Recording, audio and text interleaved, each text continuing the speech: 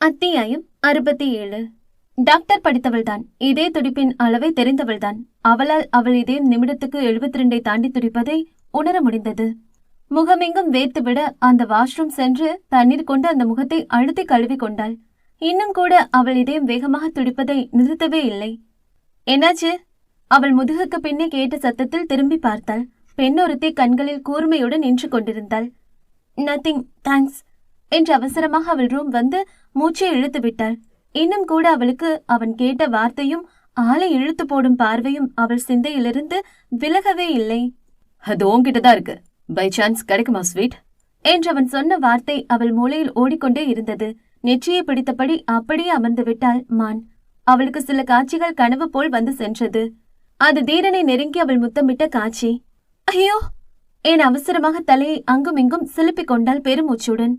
என்னாச்சு இவளுக்கு? அடி என்னடி, ரோமியோ எதுவும் மந்திரிச்சு விட்டாரா என்ன? ஹேய், உண்மை சொல்லு, கிஸ் பண்ணிட்டாரா? ஆர்வமாக கேட்டாள் மோனி. ஆ, முழித்தாள் மான். ஏய், கண்ணத்திலையா? அவள் மானை நெருங்கி அமர்ந்து கேட்டாள். ஏய் சி, அவள் கண்களை விரித்தாள். அப்போ லிப் டு லிப்பா? கொக்கா மக்கா, எப்படி இருந்துச்சு? அவளுக்கோ அத்தனை ஆர்வம்.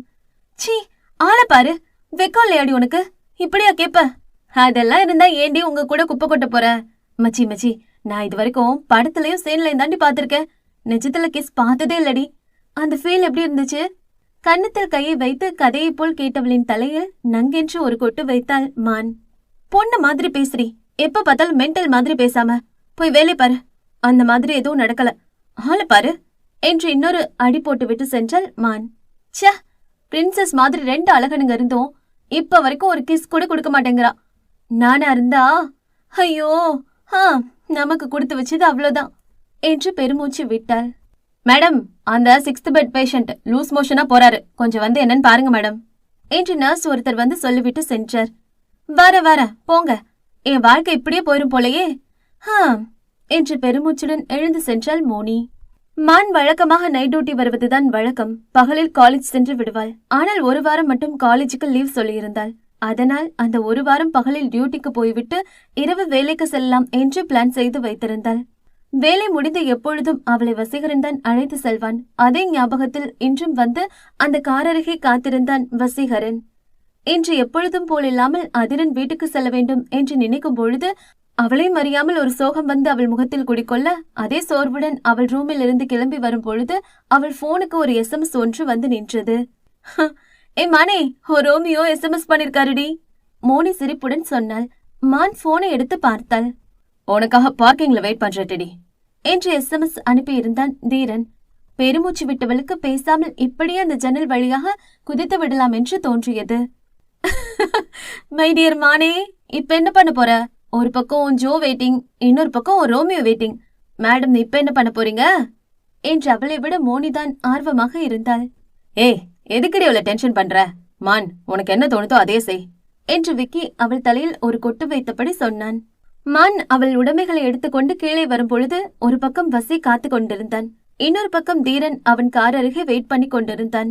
வசி கண்களில் காதல் மற்றும் ஏக்கமுடன், தீரன் கண்களில் காதல் மற்றும் மிரட்டலுடன் காத்து கொண்டிருந்தான்.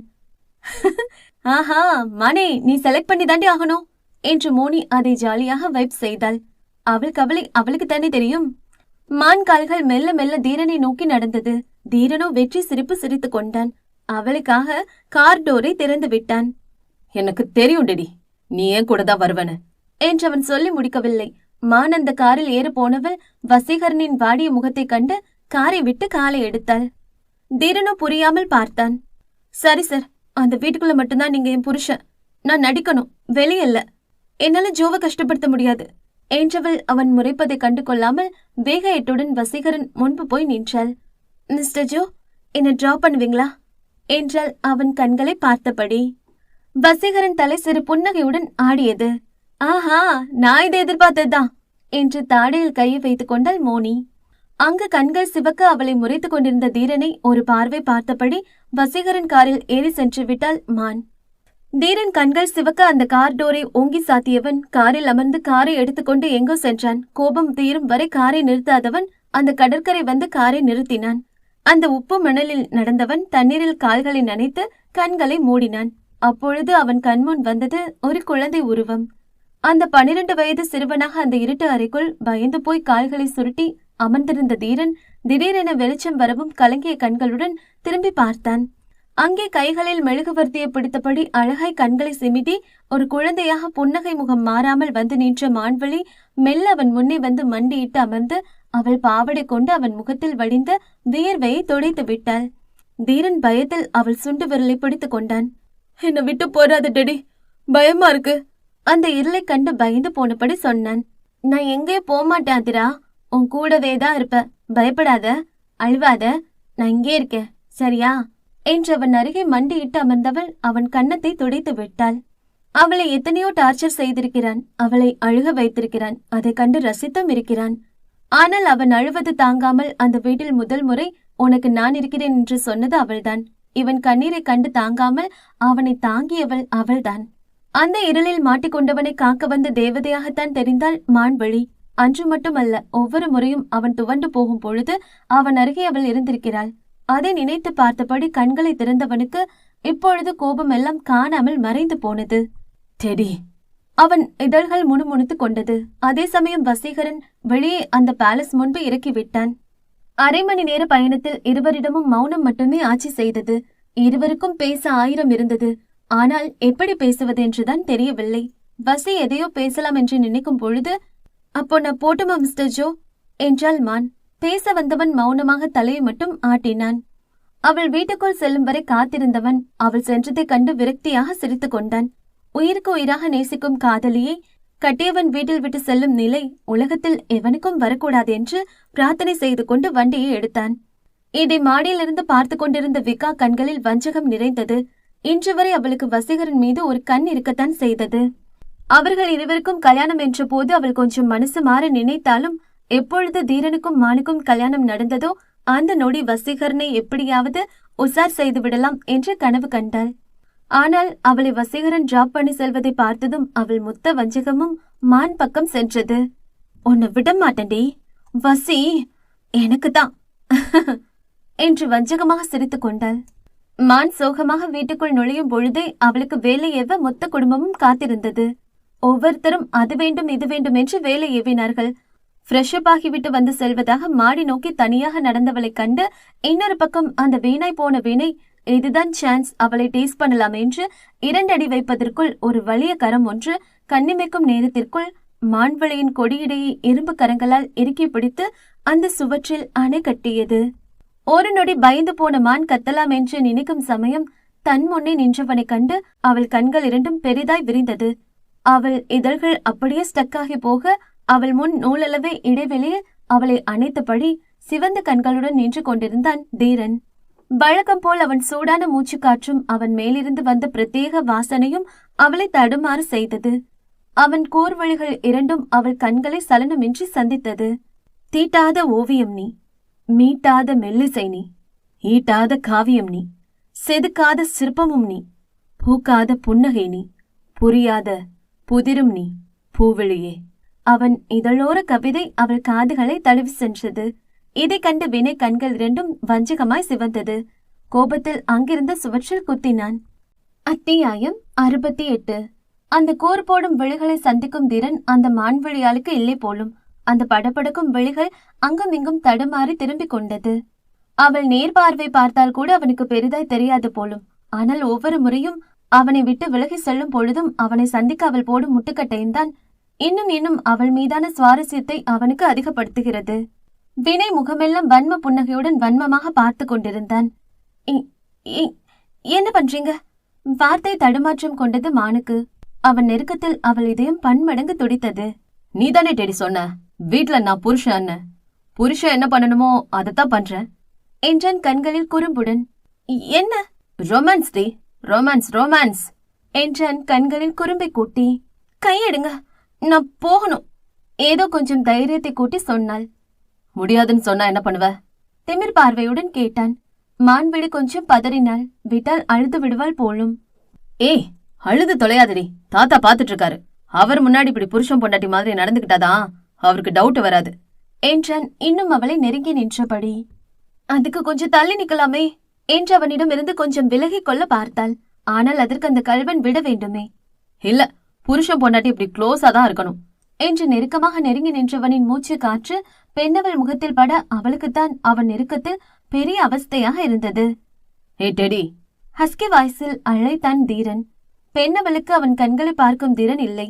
அதனால் தரையை பார்த்தபடி கொட்டினாள். உன் லிப்ஸுக்கு மேல இருக்க மச்சம் உனக்கு ரொம்ப அழகா இருக்கு என அவன் மனமோ அதை வருடி பார்க்க சொல்லி ஏங்கியது. கைகளும் கன்னம் வரை சென்றது. ஆனால் ஏதோ ஒரு உந்துதலில் கைகளை பின்னோக்கி எடுத்துக்கொண்டான். மை தீட்டாத அவள் கண்களில் விழுந்தவன் எழுவது அத்தனை சுலபமில்லை. ஆனாலும் விழுந்தே கிடக்க வரம் கேட்கும் ஆண்கள் வரிசையில் அவனுக்கே முதலிடம். தாத்தா போயிட்டாங்க, தயக்கமாக சொன்னாள். அதுக்குள்ளேமா? அவள் முகத்தை விட்டு பார்வை எடுக்க முடியாமல் கடினப்பட்டு கேட்டான்.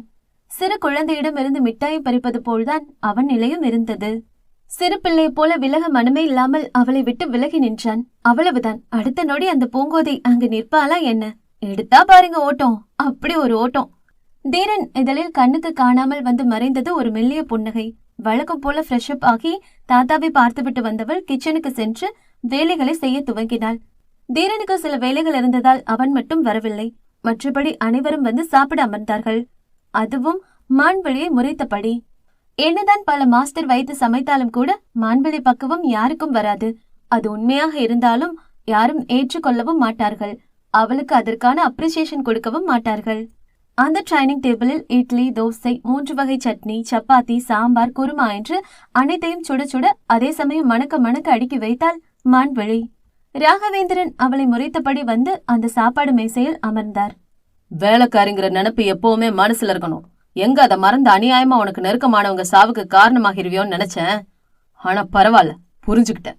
நீ எப்பவுமே இந்த வீட்டு வேலைக்காரிதான் என்று மானுக்கு மட்டும் கேட்கும்படி அவளை மிரட்டினார்.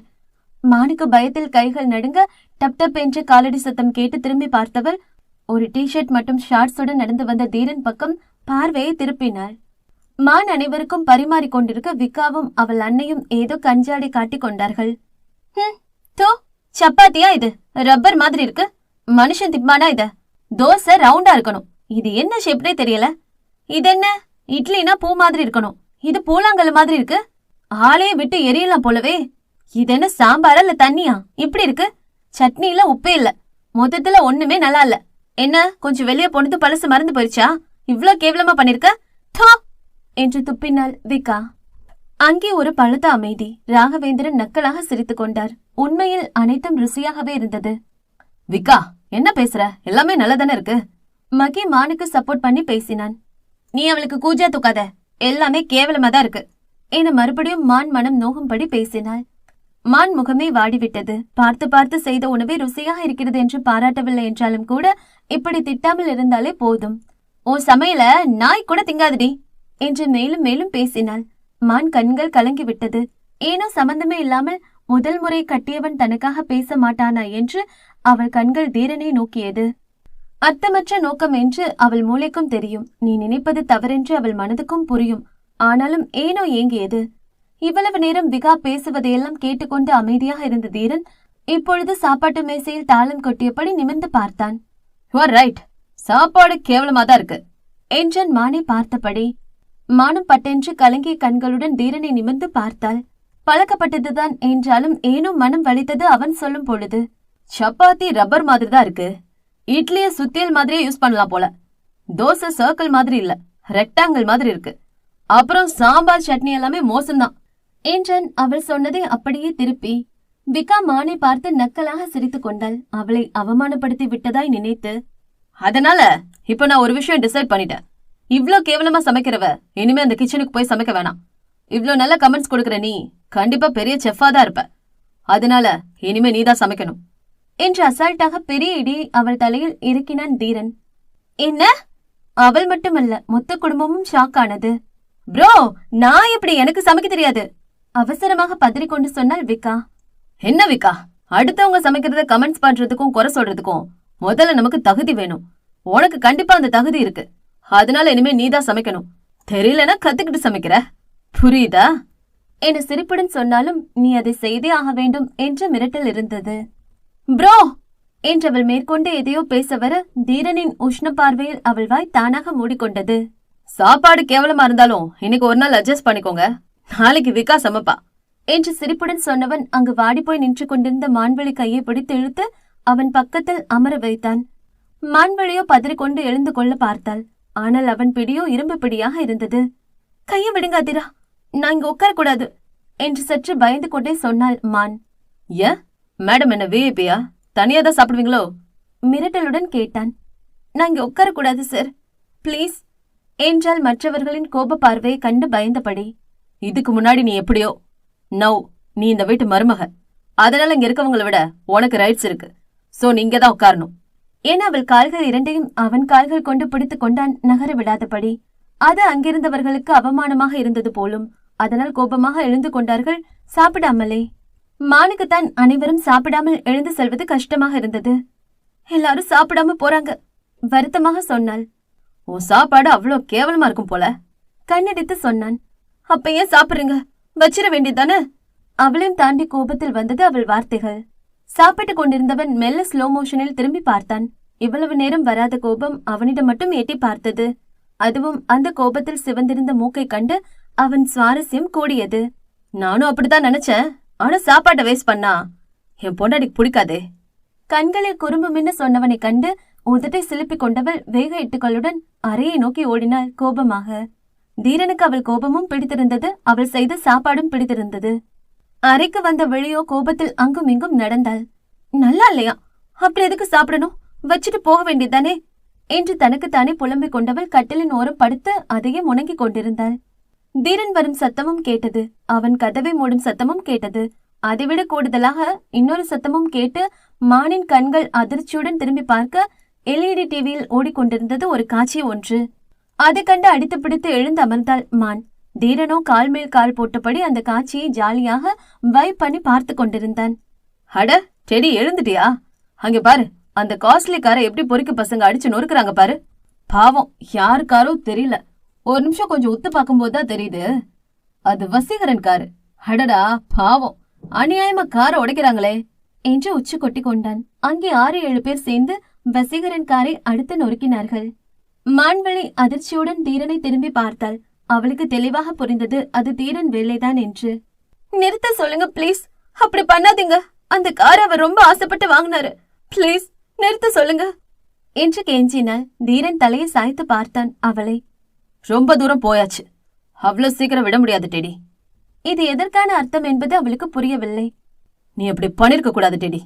என்னை பத்தி தெரிஞ்சும் ஏன் முன்னாடியே அந்த கார்ல போனல, அதான் காருக்கு பனிஷ்மெண்ட் கொடுக்கற. இன்னொரு தடவை அந்த தப்ப பண்ணி கார் ஓட்டுனவனுக்கு பனிஷ்மெண்ட் கொடுக்க வச்சிராத என்று தீரன் சொல்லி முடிக்கவில்லை. அந்த கார் டப் என்று வெடித்து சிதறியது. தன்னவள் தன்னுடன் வந்த சந்தோஷத்தில் நிம்மதியான உறக்கத்திற்கு சென்ற வசீகரன் அந்த கார் வெடிக்கும் சத்தம் கேட்டு பதறி எழுந்து கொண்டு அமர்ந்தான். இங்கு மானும் பயந்த விழிகளுடன் தன்னை பார்த்து புன்னகை செய்த தீரனை மிரட்சியுடன் பார்த்து கொண்டிருந்தாள். அத்தியாயம் 69. அந்த லாவெண்டர் வண்ண சேலையில் வழக்கம் போல் எந்த ஒப்பனையும் இல்லாமல் கிளம்பிய மான்வழியோ அந்த சோஃபாவில் அமைதியான உறக்கத்தில் இருந்த தீரனை ஒரு 2 நொடி உற்று பார்த்தாள். இப்படி குழந்தை போல் உறங்கிக் கொண்டிருப்பவனா சிங்கம் போல் கர்ஜிக்கிறான் என்று சந்தேகமாகவே அவன் முகம் பார்த்து கொண்டிருந்தவளுக்கு அவனை புரிந்து கொள்ளவே முடியவில்லை. ஒவ்வொரு முறையும் அவன் மீதான எண்ணம் அரசியல் வாக்குறுதி போல மாறிக்கொண்டே இருக்கிறது என்பது மட்டும் உறுதி. அவன் எழுந்து கொள்ளும் முன் கிளம்பிவிட வேண்டும் என்பதில் கவனமாக இருந்தவள் சத்தம் இல்லாமல் கிளம்பி வெளியே வரும்போது மகி காத்திருந்தான். மான், இப்ப கூட என் கூட பேச மாட்டியா? வலியுடன் கேட்டான். மான் அமைதியாக விலகி நடந்தாள். இன்னும் எத்தனை நாளைக்கு தான் இப்படி என்ன பார்த்தும் பார்க்காத மாதிரி போறான்னு பாக்குறேன் என்றவள் முதுகுக்கு முன்னே சத்தம் போட்டு கத்தினான். மான்வழிக்கு அது கேட்ட போதும் அமைதியாக அங்கிருந்து விலகி அந்த படிக்கட்டுகளில் இறங்கி நடந்து சென்றாள்.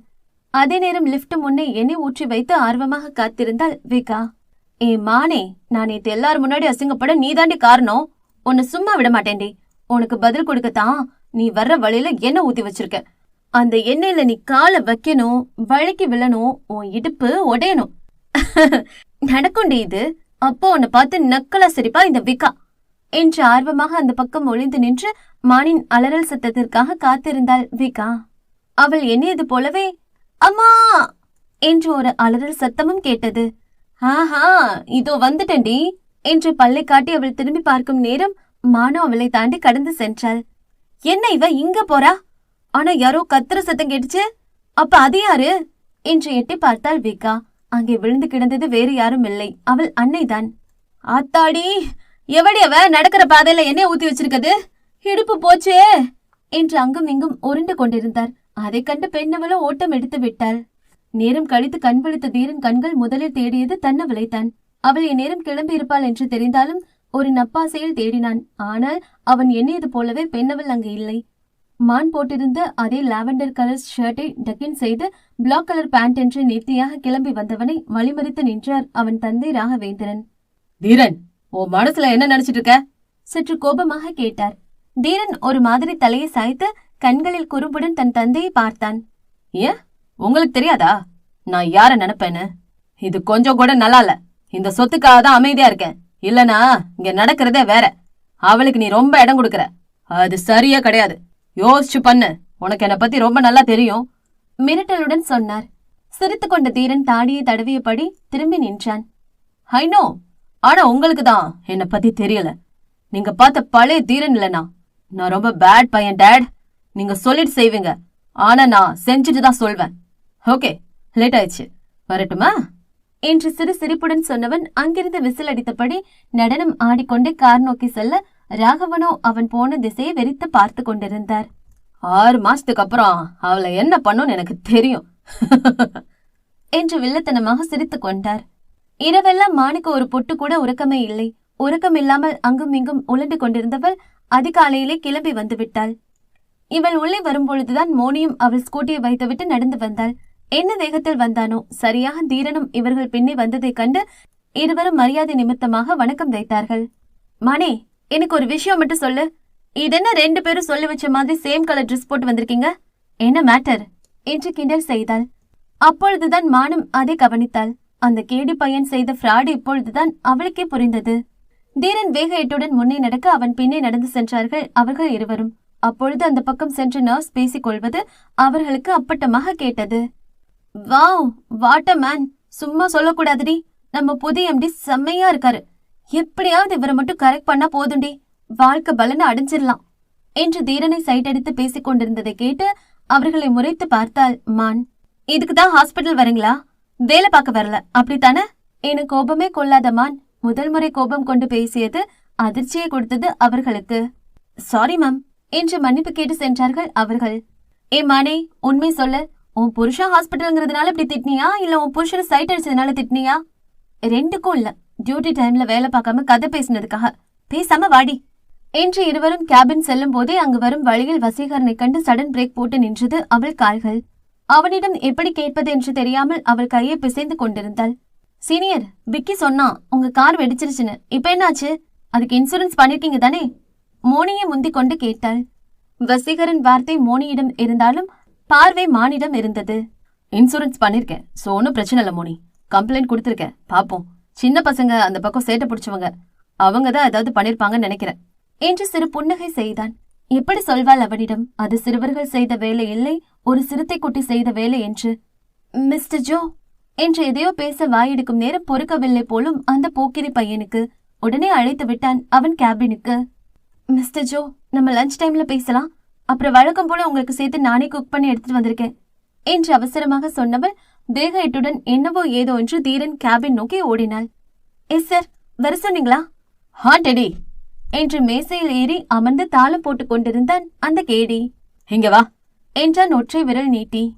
ஏதாவது முக்கியமான வேலைன்னா சொல்லுங்க சார், இல்லைன்னா நான் போகணும் என்று எங்கோ பார்த்தபடி சொன்னாள். முக்கியமான வேலைதான், வாடி என்றான் வார்த்தையில் அழுத்தம் கூட்டி. மான் தயக்கமாக அவன் முன்னே வந்து நின்றாள். ஆனாலும் சேலை கட்டுவதில் மானை யாரும் அடித்துக் கொள்ள முடியாது. அத்தனை நேர்த்தியாக கட்டுவாள்.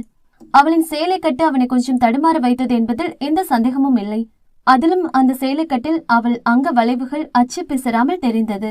நேற்று போல் இன்றும் டையை கட்ட சொல்வானோ என்று அவள் எண்ணி இருக்க, ஆனால் அவனோ வேறு ஒன்றை ரெடி பண்ணி வைத்திருந்தான். கழுத்துல போட்டிருக்க செயின் லூஸ் ஆன மாதிரி இருக்கு, கொஞ்சம் டைட் பண்ணு என்றான் அவளை உற்று பார்த்தபடி. செயின் மட்டும் இல்ல, நீங்களும் லூஸாதான் இருக்கீங்க என்று முணங்கிக் கொண்டாள். என்ன என்றபடி ஒற்றை புருவம் உயர்த்தி பார்த்தான் கேடி பையன். ஒன்னும் இல்ல சார், இதெல்லாம் என் வேலை இல்லையே, நான் ஒரு டாக்டர் என்றால் வார்த்தையில் கொஞ்சம் தைரியத்தை கூட்டி. தீரன் மெல்ல தலை சாய்த்து அவளை ஒரு லுக் விட்டான். ஏன் டெடி, நான் நல்லவனா இருக்கணும்னு நினைச்சாலும் என்ன பேட் பையன் ஆக்குற? இப்போ போட்டு வரியா இல்ல காரை கொளுத்தின மாதிரி என்று அந்த ஜன்னல் பக்கம் தெரிந்த வசீகரனை பார்த்து கழுத்தை தடவி கொண்டான் சிறு சிரிப்புடன்.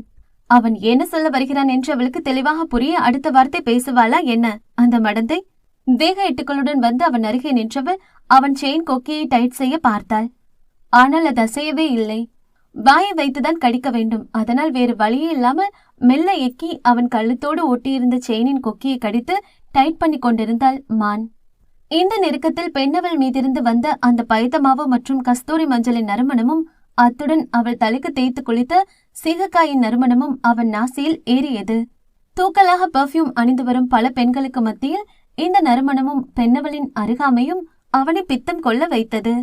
ஹே Teddy, can I kiss you என்ற தீரனின் ஒற்றை கேள்வியில் அவன் அருகாமையில் நின்று கொண்டிருந்தவளின் ஆதி முதல் அந்தம் வரை பயத்தில் ஆட்டம் கண்டது. அதிலும் அவன் இரும்பு கரங்கள் அவள் இடையில் ஊறிய அடுத்த நொடி பெண்ணவள் விழிகள் இரண்டும் பேயை கண்டார் போல விரைந்தது. அத்தியாயம் 70. அவள் சாதாரணமாக விலகி சென்றால் கூட அவனுக்கு பெரிதாக தெரியாது. ஆனால் அவன் ஒவ்வொரு தொடுகையிலும் அவள் முகத்தில் வரும் உணர்வுகள்தான் இன்னும் அவளை சீண்டி பார்க்க சொல்லி அவனை சீண்டி விடுகிறது. என்ன பண்றீங்க என்ற வார்த்தை கூட தந்தி அடித்தது அவளுக்கு. ஏன் டெடி, காது கேட்கலையா என்ன என்றவன் வேண்டுமென்றே அவளை சீண்டும் நேரம் அரைக்கதவை திறந்து கொண்டு யாரோ வரும் சத்தம் கேட்டு பதறிப்போன மானோ அவசரமாக அவன் சட்டையை பிடித்தெழுத்து அந்த மேசையின் கீழ் இழுத்து சென்று ஒளிந்து கொண்டாள். என்னடி பண்ற என்று சிரிப்புடன் கேட்டவனின் வாயை அவசரமாக பொத்தினாள் மான். சத்தமா பேசாதீங்க என்றாள் ஹஸ்கி வாய்ஸில். ஏன் என்றான் அவனும் சத்தம் இல்லாமல். அவனுக்கு இப்படியெல்லாம் பேசி பழக்கமே இல்லை. நாம தான் ஒழிஞ்சிருக்கோல்ல என்று சிரிப்பிள்ளை போல் சொன்னவளை ரசிக்காமல் இருக்க முடியவில்லை அவனால். ஆனா ஏன் கேபின்ல நான் எதுக்கடி ஒழியணும் என்று அவன் சிரித்துக் கொண்டு கேட்கும் பொழுதுதான் அந்த அரைமேண்டல் அழகிக்கும் அது புரிந்தது. ஆமால்ல என்று அதற்கும் உதடு பிதுக்கியவளை அள்ளி அணைத்து முகமெங்கும் முத்தம் வைக்க தோன்றிய மனதை அடக்கிக் கொள்வதுதான் அவனுக்கு பெரிய பாடாக இருந்தது. சார் சார் என்று யாரோ ஒருத்தர் அவனை தேடி வந்து அழைத்தார்கள். இதுவும் முக்கியமான விஷயமா தேடி வந்திருப்பாங்க போல. தானாகவே புலம்பிக் கொண்டு உதட்டினை சொலித்துக் கொண்டவளை சுவாரஸ்யமாக பார்த்து கொண்டிருந்தான் தீரன். அடிக்கொரு முறை சுருங்கி விரிந்த அவள் புருவ வளைவுகளும் கடிகார முல்லை போல நிற்காமல் அசையும் அவள் கருவெளிகளும் ஏற்கனவே சிவந்த இதழ்களை அடிக்கொரு முறை சொலித்து மடக்கி மெருகூட்டிய சிப்பு இதழ்களும் இது அனைத்துக்கும் அச்சாணியாக அவளின் உச்ச அழகே அந்த உதட்டின் மேலிருந்த மச்சம்தான். அதை அவனை பாடாய்படுத்தி எடுத்தது. பேப்பரின்றி பேனாவின்றி என்னை பட்டா போட்டவளே, கத்தியின்றி ஆயுதமின்றி இதயத்தை கூறு போட்டவளே, யுத்தமின்றி ரத்தமின்றி சிறை மீட்டி போனவளே, வித்தையின்றி மிச்சமின்றி ஒரு மாயம் செய்தவளே, வில்லுமின்றி அம்புமின்றி குறிவைத்து கொன்றவளே, செங்கோலுமின்றி வாளுமின்றி என்னை ஆட்சி செய்தவளே, கம்பன் வீட்டு கட்டுத்தறியும் கவி பாடும் என்பது போல அந்த தமிழுக்கு தடுமாறுபவனை கூட அவள் கண்ணசைவால் கவி மீட்ட வைத்த பெருமை அவளை மட்டுமே சேரும். எங்க அவரை காணோம், ஒருவேளை வெளியே போயிட்டாரோ, சரி இன்னும் கொஞ்சம் லேட் ஆகி வருவோம் என்று அந்த நபர் வெளியே போனது கண்ட பிறகுதான் மானுக்கு மூச்சே வந்தது. அப்பா நல்ல வேளை அவர் போயிட்டாரு, இப்ப நான் போகணும் என்று அவள் சொல்லி முடிக்கவில்லை. பட்டென்று அவள் கரம் பற்றி இழுத்தான் அந்த கல்வன். இதை எதிர்பாராதவள் அவன் மேல் போய் விழுந்தாள். ஒருவேளை இவளின் இன்னொரு பிறவி கம்பன் கண்ணதாசன் காலமாக இருக்குமோ? இவளை பார்த்துதான் அவர்கள் கவிமீட்ட நினைத்தார்களா என்று எண்ண வைக்கும் அந்த காந்த வழிகள் இரண்டும். அழகிகள் நடமாடும் ஆர்ப்பரிக்கும் உலகில் அவளே அரசியாக முடிசூட்டப்படுவாள். கொடியிடையாளின் மெல்லிடைக்கே அந்த கொரியாவை எழுதி வைக்கலாம். அழகின் உச்சமான இந்த மைனாவுக்கு அந்த சைனாவையும் அள்ளி கொடுக்கலாம். என்ன பண்றீங்க, விடுங்க என்று ஒன்று திரட்டிய சக்தியுடன் அவள் சொல்லி முடிக்கும் நேரம் அவள் இடையில் ஊறியது அவன் இரும்பு கரங்கள். அவனும் எவ்வளவு நேரம்தான் நல்லவன் போல நடிப்பது. அந்த விஸ்வாமித்திரர் அந்த ரம்பை அழகில் மயங்காமல் இருக்கலாம், ஆனால் இந்த மங்கை அழகில் மயங்கி விடுவார். அப்படி இருக்கும் பொழுது இந்த கல்வன் மயங்க மாட்டானா? 1000 அழகிகள் அரை நிர்வாணமாக இருந்தாலும் கிடைக்காத போதை பெண்ணவளின் சிறு இதழ் சுளிப்பில் கிடைத்து விடுகிறது அவனுக்கு. இங்க நீங்க ஹஸ்பண்ட் இல்ல சார், இழுத்து பிடித்த பொறுமையுடன் சொன்னவளுக்கு அவன் கரங்கள் செய்யும் சேட்டையால் வார்த்தை வரவில்லை. அப்போ வீட்ல ஓகேவா என்றான் இதழில் எட்டி பார்த்த குறும்புடன். அவள் சாதாரணமாக கடந்து சென்றால் கூட அது அவனுக்கு பெரிதாக தெரியாது.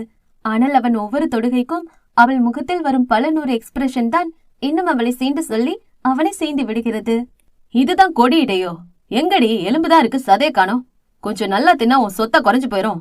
அதான் என் தாத்தா மொத்தமா எழுதி வச்சிட்டாரே, அப்புறம் என்ன, தின்னு கொஞ்சம் சதையை ஏத்துடி என்றான் டாக்டர் என்கிற முறையில். ஆனால் அவன் கவலையை பார்த்தால் டாக்டராக சொல்வது போல தெரியவில்லை. அவன் டேடியாக அடி போட்டு சொல்வது போல இருந்தது. நான் எப்படி வேணாலும் இருப்பேன். உங்களுக்கு என்ன? அது மட்டும் இல்லாம அந்த சொத்து எதுவும் எனக்கு வேணாம். நான் அந்த சொத்துக்கு ஆசைப்படல என்றாள் சிறு கோபத்துடன். ஓஹோ, அப்ப எது மேல ஆசைப்படுற? ஏன் மேலையா? அவனையும் தாண்டி கேட்டு விட்டான். நப்பாசைதான், கிடைக்காது என்று தெரியும் தான். ஆனாலும் சிறு ஏக்கமாக கேட்க வேண்டிய கேள்வியை கிண்டலாக கேட்டுவிட்டான். ஆனால் அவள் சொன்ன பதில்தான் இத்தனை நேரம் அவன் மோக நிலையை மறைத்து சிறு கோபத்தை தோண்டிவிட்டது. அவன் விளையாட்டாய் கேட்கிறான் என்று தெரிந்தாலும் அந்த கேள்வி அவளை சீண்டிவிட்டது. அதனால் அவளை மீறி வந்தது அந்த பதில். இல்ல, மிஸ்டர் ஜோவர் என்றவள் சாதாரணமாக சொன்னாலும் கூட கட்டியவனால் அவள் மீது பித்தம் கொண்டவனால் அதை சாதாரணமாக எடுத்துக்கொள்ள முடியவில்லை. இவ்வளவு நேரம் அவளை வெறுமனை சீண்டி பார்க்க மட்டுமே நினைத்தவன் இப்பொழுது அவள் முடியை பிடித்தான். இன்னொரு முறை இந்த வார்த்தையை நீ கிட்ட சொல்லக்கூடாது. அப்படி சொன்னா இதுதான் நடக்கும் என்று கொஞ்சம் கூட யோசிக்காதவன் அவள் பின்தலையில் அழுத்தம் கொடுக்க அவள் தலை தானாக வந்து அவன் தலையில் மோதியது. இதில் அவள் இதழ்களை பிடிக்க அவ்வளவு பெரிய சிரமம் இருக்கவில்லை அவனுக்கு. அவன் செய்ய போகும் விபரீதம் அறிந்து அந்த மெல்லிடையால் விலக நினைத்தாள். அதனால் தலையை பின்னோக்கி இழுத்து அவள் கரம் கொண்டு அவன் மார்பில் ஊன்றும் சமயம் தீரனின் கரம் மறுபடியும் அவள் பின்னந்தலையில் அழுத்தம் கொடுத்து அவள் சிவந்த இதழ்களை கவ்வினான். மான்வெளி விழிகள் இரண்டும் அதிர்ச்சியில் பெரிதாய் விரிந்தது. அந்த கல்வன் அவளுக்கு பயம் காட்டும் நோக்கத்தில் அவள் அதரங்களை கவ்வி இருந்தாலும் பழத்தின் ருசி அறிந்தால் விட தோணுமா என்ன? அதுபோலத்தான் அவனும் அவள் இதழின் ருசியை அறிந்து கொண்டு விட மனம் இல்லாமல் அதில் தொலைந்து போனான். அவள் இடையில் ஊர்வலம் சென்ற கரம் அதில் அழுத்தம் கொடுத்து இன்னும் அவனோடு சேர்த்தணைக்க பெண்ணவள் அவனிடம் இருந்து விலக வழி இல்லாமல் இன்னும் ஒன்றி போய் அவன் மீது விழுந்தாள். அது இன்னும் இந்த கல்வனுக்கு வசதியாக போக அவன் இதழ் முத்தம் நிற்பது போல தெரியவில்லை. அதே சமயம் அந்த ஓபி வார்டில் அவுட் பேஷண்டை பார்த்து கொண்டிருந்த வசிக்கு திடீரென்று சிலர் கூச்சல் போடும் சத்தம் கேட்டது. காதுகளை கூர்மையாக்கியவன் அந்த ஸ்டெதஸ்கோப்பை எடுத்து கழுத்தில் மாட்டிக்கொண்டு சத்தம் வந்த திசையை நோக்கி நடந்தான். அங்கே கரடு முரடான கரடி போல் ஒருத்தன் கையில் கத்தியை எடுத்து மிரட்டி கொண்டிருந்தான். ஏய், என்ன போக விடுங்க, இல்லன்னா நாங்க இருக்க எல்லாரையும் குத்தி கொடல உருவிடுவேன் என்று அங்கிருந்து அனைவரையும் மிரட்டியவன் கூடவே ஒரு குழந்தையும் பிடித்து வைத்திருந்தான் கையோடு. அந்த குழந்தையோ பயத்தில் அழுது கொண்டிருந்தது. மா மா என்று அழுது கத்தியது அந்த குழந்தை. தம்பி, உன்னை கும்பிட்டு கேக்குறேன், என் குழந்தைய விடுப்பா என்று அந்த குழந்தையின் அன்னை கதறி கொண்டிருந்தார். என்ன போக விடலனா உன் புள்ளைய கொன்னுடுவேன், என்ன போக விட சொல்லு என்று அவன் பதட்டத்தில் குழந்தையின் கழுத்தில் கத்தியை அழுத்தி பிடிக்க சிறிது ரத்தம் கூட வந்தது. அங்கிருந்த அத்தனை பேரும் இதை கண்டு பதறி விலகித்தான் நின்றார்களே தவிர ஒருத்தர் கூட உதவ முன் வரவில்லை. இங்க மட்டும் இல்ல, எல்லா இடத்துலயும் இதுதான் வேலை. வேடிக்கை மட்டும்தான் பாப்பாங்களே தவிர ஒருத்தனும் உதவ வரமாட்டாங்க. இத ஒரு பொழப்பாவே வச்சிருப்பாங்க போல. ஆனா பேசுறது மட்டும் உத்தமன் மாதிரி பேசுவாங்க. இதற்கு மேல் தாமதம் செய்தால் குழந்தையின் உயிர் போய்விடும் என்று வசி 2 எட்டு எடுத்து வைக்கும் பொழுது டப்பென்று ஒரு சத்தம். அங்கே பலத்த அமைதி. ஒரு நொடி அந்த கரடி வாயின் கீழே விழுந்து கிடக்க அவன் அருகே கையை உதறியபடி நின்று கொண்டிருந்தால் பாவாடை தாவணி போட்ட பைங்கிலி ஒருத்தி. அத்தனை பேரும் அப்பொழுது என்ன நடந்தது என்று அதிர்ச்சியுடன் நடந்ததை ரீகால் பண்ணி பார்த்தார்கள். வசி அவனை தடுக்கலாம் என்று 2 எட்டு முன்னால் எடுத்து வைக்கும் பொழுது அந்த தாவணி பைங்கிலியோ அவன் காலில் ஒரு அடியை போட்டு அவன் முடியை இழுத்து அவன் கருத்தை பின்னால் வளைத்து பக்கத்திலிருந்து கட்டிலில் அவன் தலையை ஓங்கி ஒரு மோது மோதினாள். அவ்வளவுதான், அவன் அப்படியே சுருண்டு விழுந்தான் பொத்தென்று. இதை பார்த்த அத்தனை பேரும் வாயை பிளக்க கீழே விழுந்து கிடந்தவனை பார்த்தபடி மெல்ல ஸ்லோ மோஷனில் வசீகரின் பார்வை அந்த தாவணி போட்ட தேவதை பக்கம் நகர்ந்தது அதிர்ச்சியுடன். இன்னைக்கு கதை உங்களுக்கு ரொம்ப பிடிச்சிருக்கும் நம்புறேன். கதை பற்றின கருத்துக்களை கமெண்ட் செக்ஷன்ல பதிவிடுங்க. அப்படியே வீடியோவை லைக் பண்ணி உங்களோட ஃப்ரெண்ட்ஸ் அண்ட் ஃபேமிலிக்கும் ஷேர் பண்ணுங்க. இந்த கதையோட தொடர்ச்சி அடுத்த வீடியோல வரும். அது வரைக்கும் உங்களிடமிருந்து விடைபெறுவது நான் உங்கள் ஆர்ஜே மோனிகா.